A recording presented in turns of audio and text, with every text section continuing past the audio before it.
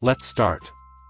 Today we will see how to send some data from one web page to another web page, using the session storage.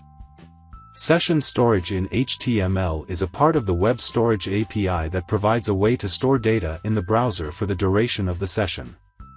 It is used to store key-value pairs locally within the user's browser and is accessible only while the browser tab or window is open. Once the tab or window is closed, the stored data is cleared. Now let's see an example.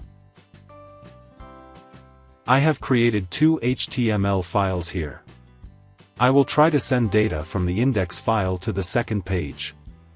Let's see the code of the index file. This is the generic HTML code. In the body tag, we have a Go to Next Page button. When this button is clicked, we call the Go to Next Page function. In the script tag, we write the JavaScript code. This is the Go to Next Page function. Here first, we have some data in a variable. Then, we call the session storage.setItem function. The first argument in this function is a key. And the second argument is a value, which is nothing but the variable that we have created earlier. And then, we navigate to the second page. This piece of code will send the data to the second page while navigating. Now, let's see the code for the second page HTML file.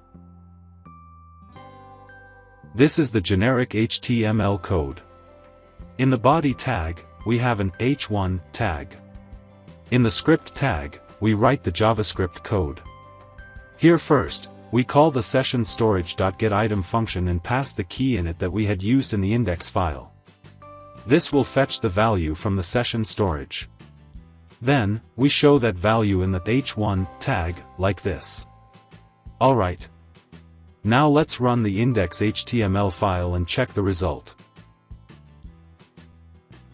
As you can see, when I press the button on the index file and navigate to the second page, the data that we had sent also gets passed along via the session storage and is then shown on the second page. So that's it. That's how you can send data between HTML pages using the session storage. Thanks for watching.